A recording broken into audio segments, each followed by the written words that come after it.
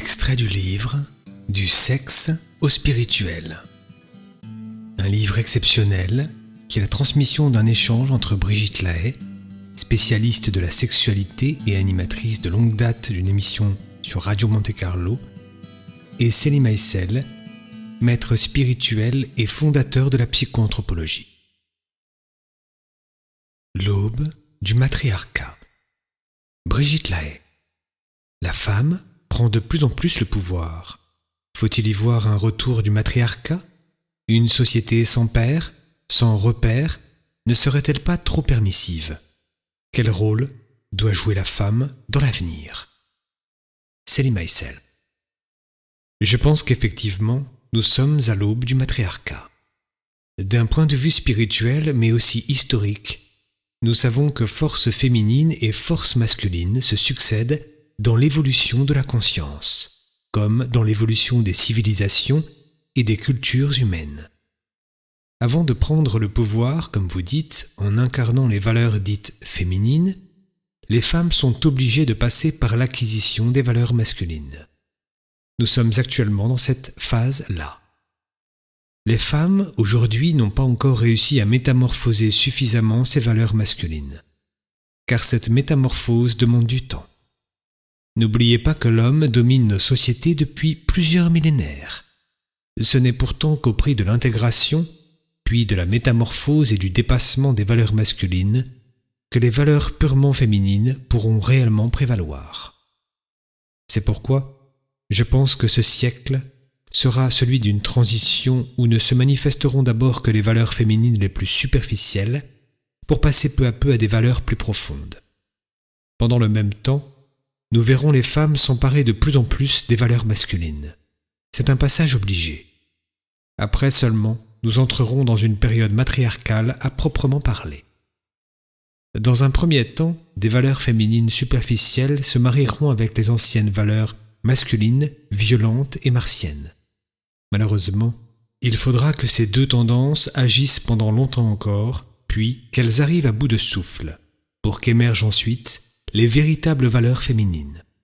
Jusque-là, les valeurs féminines superficielles maintiendront bon nombre de femmes enfermées dans les stéréotypes dévalorisants de leur sexe.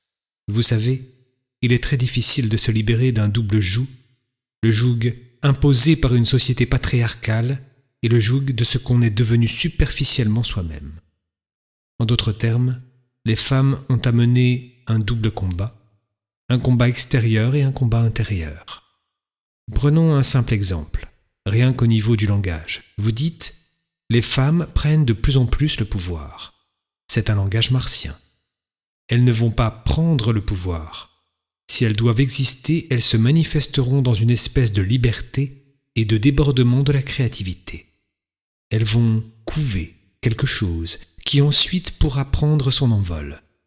Prendre son envol et non prendre le pouvoir. Ce terme n'appartient pas au langage féminin. C'est l'esprit du masculin.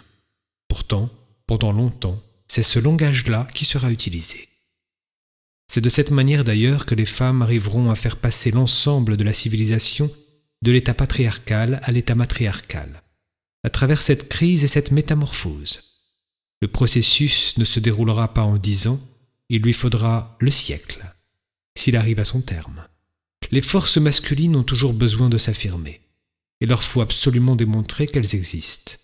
Les forces féminines existent, elles n'ont pas besoin de le prouver. Regardez l'évolution de nos civilisations humaines.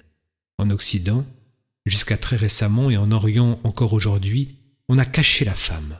On lui met des voiles, on la dérobe au regard, parce que les valeurs féminines sont nourricières, et elles nourrissent effectivement, et doivent mûrir, mais pas au vu et au su de tous, non, dans l'ombre et dans le silence, jusqu'au jour où elles s'exposent en plein jour. Comprenez-vous le processus ? Quelque chose mûrit tranquillement, et quand c'est là, ça crie, comme l'enfant, ça mûrit sans qu'on le voie, et une fois que ça émerge, ça crie et ça prend beaucoup de place. Il en va de même pour l'image du corps de la femme, autrefois caché et maintenant présent partout, et c'est le même processus pour la sexualité, jadis refoulée et aujourd'hui omniprésente. Ceci est un processus typiquement féminin, Il y a comme un moment de surprise, on est subitement passé d'un état à un autre. Il n'y a pas chez l'homme cette possibilité de changement de niveau. La femme est capable de faire passer d'un niveau à un autre niveau, d'une vie à une autre vie. Arrive alors un moment où tout ce qui est féminin se manifeste extérieurement, parce que cela a mûri pendant des siècles. Nous sommes dans cette période de transition. Mais nous voyons que d'autres forces sont emparées de ce processus et veulent l'empêcher. Ces forces donnent naissance à ce qu'on nomme communément la femme-objet, un courant qui cherche à faire de la femme quelque chose qu'on montre. Elle ne doit même servir qu'à cela. Pourquoi ? Pour empêcher les forces profondes de la féminité et de la maturation de se manifester. Ce jeu de force est l'une des grandes lois spirituelles. C'est comme si les forces d'opposition venaient se heurter à une force d'affirmation pour empêcher ce qui est juste, ce qui est à sa place, de se manifester. Ce qui est juste est le changement rythmique, le passage sain et naturel d'un élément patriarcal à un élément matriarcal.